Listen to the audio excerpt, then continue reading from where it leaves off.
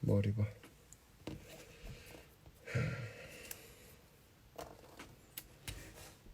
머리가 귀엽다고요?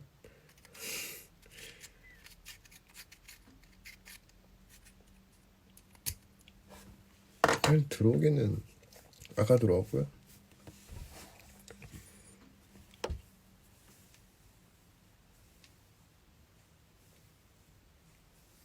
네, 찍자마자 올렸어요.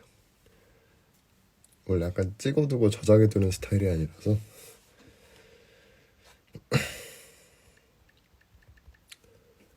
원래 약간 그냥 한번 올리면 끝. 약간 그런 느낌.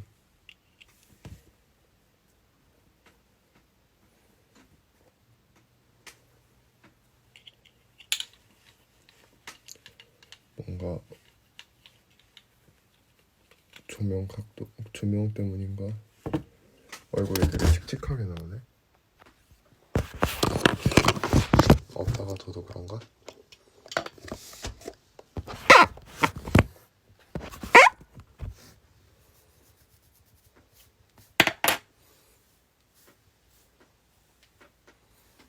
네, 안녕하세요. 아씨.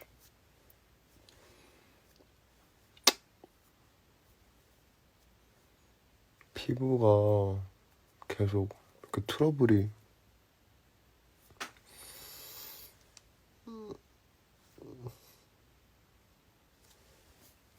스트레스다.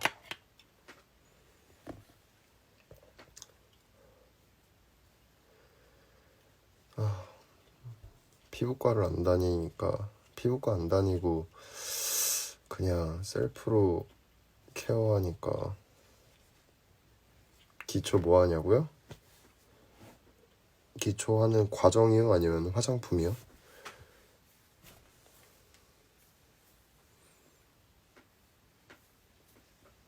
맨날 가리다가 이렇게 날 다 지우니까.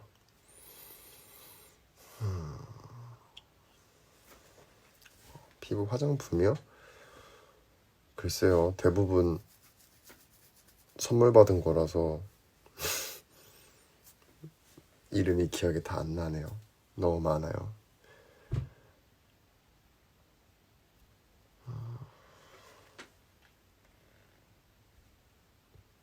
뭔가 청초하다고요?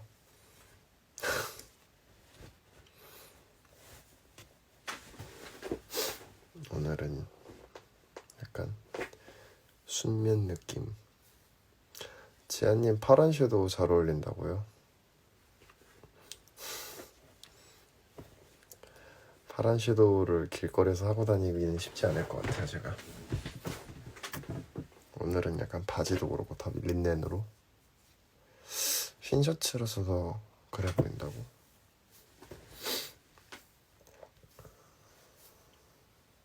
속상하네.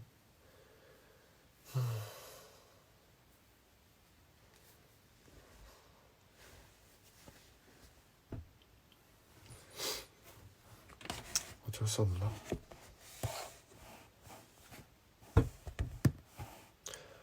피부가 좀 많이 뒤집어져서. 근데 제가 원래 피부과를 안 다니거든요. 피부과를 안 다니고 그냥 집에서 셀프로 혼자 케어하다 보니 혼자 케어해서 그런 건지 모르겠지만 전문가의 손을 역시 받아야 되는 건가. 피부 무슨 일이냐고요? 글쎄요, 다 일어났어요. 최근에 여기 뾰루지가 났었는데 제가 그래서 오늘 낮에 일어나서 이제 필링하고 뭐 했는데 필링하면서 이게 싹 벗겨지면서 좀 여기 빨갛게 자국이 났는데 뭐 어쩔 수 없죠. 뭐 계속 관리해야죠, 주기적으로. 날씨가 풀리고 나서 약간 더 확 간 것도 있는 것 같아요. 왠진 모르겠는데. 뭐 아무튼 아직 그래도 뭐가 이렇게 나는 게 아직은 피부가 그래도 호르몬이 호르몬이 나와서 그러는 건가? Oh, you do peeling. Yep. 춤 안 지게 조심조심. 네, 그래야죠.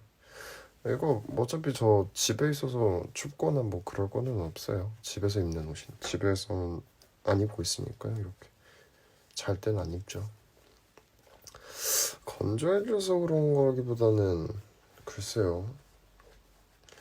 제가 좀 피부 관리에 조금 더 소홀했나? 셔츠 하나만 입고 자면 쌀쌀하지 않나요? 애초에 셔츠를 안 입고 자는 잘 때 셔츠 입으면 불편하지 않나요? 잘 때는 셔츠를 안 입죠.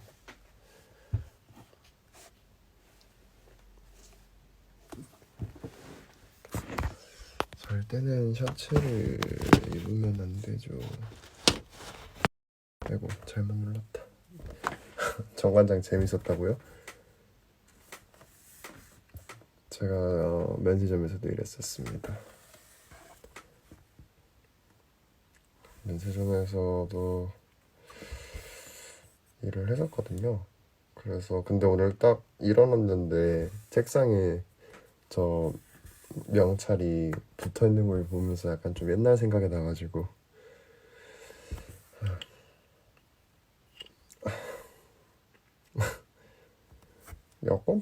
여권법상 그렇습니다.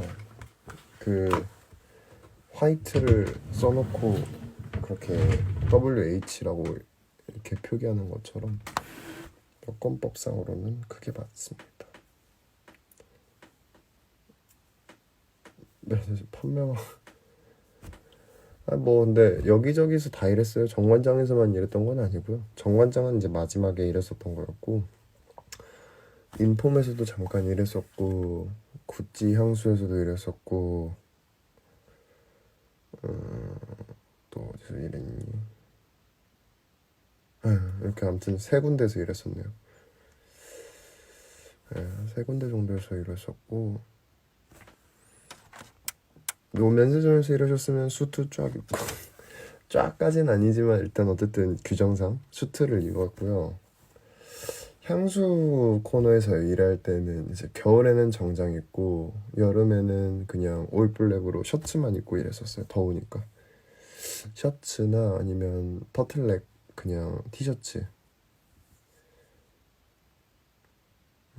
그 정도만 입고 여름엔 너무 덥거든요. 근데 어쨌든 바지랑 검정색이다 보니까 그냥 깔끔하게 어차피 자켓도 안 입을 거고 그냥 하니까 그냥 깔끔하게 위아래 올블랙으로 입었었습니다. 뭐 그랬었네요. 진짜 꽤 옛날 일이긴 한데 이제 제가 한 19살 겨울부터 그렇게 일했던 걸로 기억하거든요. 20살인가?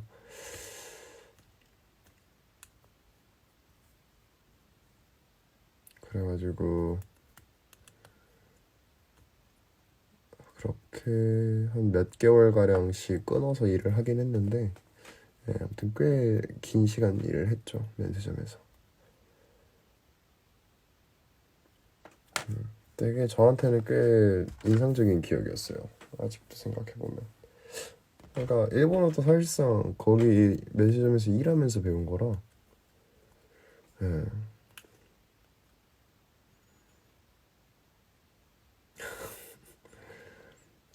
꼭 그렇진 않습니다, 여러분. 지금 여러분들이 이렇게 저를 이렇게 팬으로서 좋아해 주시니까 그렇게 말씀해 주시는 거지. 이 일 어렵냐고요? 글쎄요. 일단 기본적으로 보통 백화점처럼 그냥 물론 백화점이라고 쉬운 건 아니지만 그러니까 백화점에서 일하는 거 플러스 좀 어느 정도 또 배경 지식도 있어야 되고요. 일단 무조건 당연한 거지만 면세점이니까 당연한 거지만 외국어는 일단 필수로 해야 되고요. 적어도 2개국어. 그리고 당연히 일단 기본적으로 영어는 읽을 줄은 그러니까 말은 못해도 영어를 읽을 줄은 알아야 돼요. 왜냐면 여권을 보고 상대를 해야 된다. 여권을 보고 그런 고객 정보까지 다 입력을 해야 되고 그 다음에 뭐 비행기 티켓이나 이런 것들을 다 확인해야 되는데 해외 고객분들 같은 경우는 다 무조건 기본적으로 영어로 돼 있기 때문에 당연히 읽어야 되고 뭐 사실 근데 거의 그러니까 오픈북 시험처럼 받아쓰면 되는 건데 그 받아쓰는 것들을 집중해서 못 해가지고 실수를 하고 그러면 이제 난리 나는 거죠, 난리가. 그러니까 단순히 백화점처럼 물건을 그냥 그렇게 교환해 줄 수 있는 그런 쉬운 시스템이 아니거든요.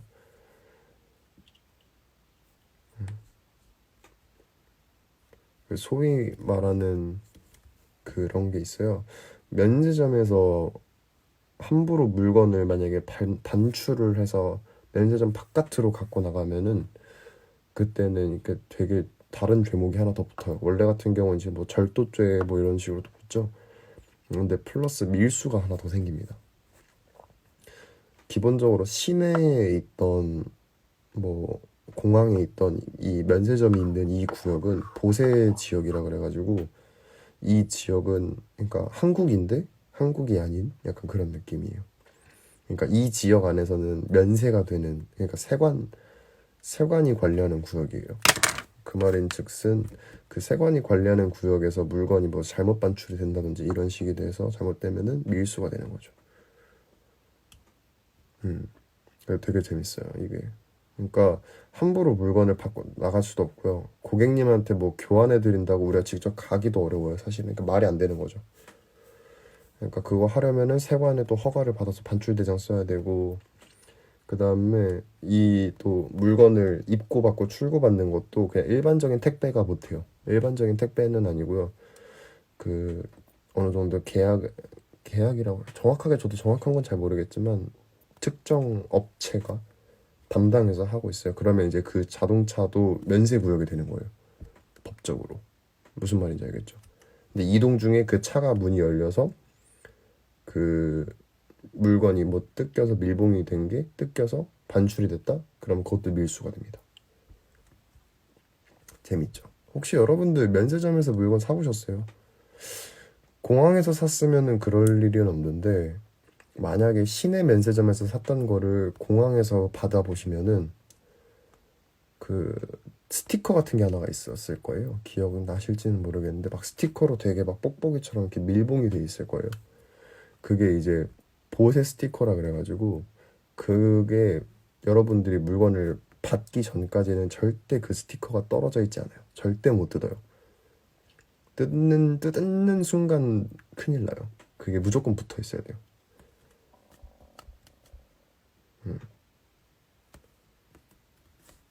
공원 면세점에서 맥 샀어요. 어쩌다가 면세점에서 일하게 됐냐면 근데 사실 그러니까 저한테 면세점이 되게 막 그렇게 완전 다른 세상은 아니었던 게 뭐냐면 저희 어머니께서 일단 면세점에서 면세점은 아니지 어떤 한 브랜드 이제 매니저로서 거의 10년 넘게 되게 높은 어느 정도 열심히 지금 일하고 계시는데 근데 또 어머니가 일하시는 그 매장이 면세점에 입점이 돼서 그 면세점에서 이제 거의 그 한 면세점에서 15년 가량인가 아마 하셨을 거예요. 그래가지고 그 당시 이제 뭐 면세점 지배인 분들이라든지 이런 분들이랑도 다 친구고 막 하니까 저 어릴 때부터 뭐 이모 하면서 자주 뵀던 분들이거든요.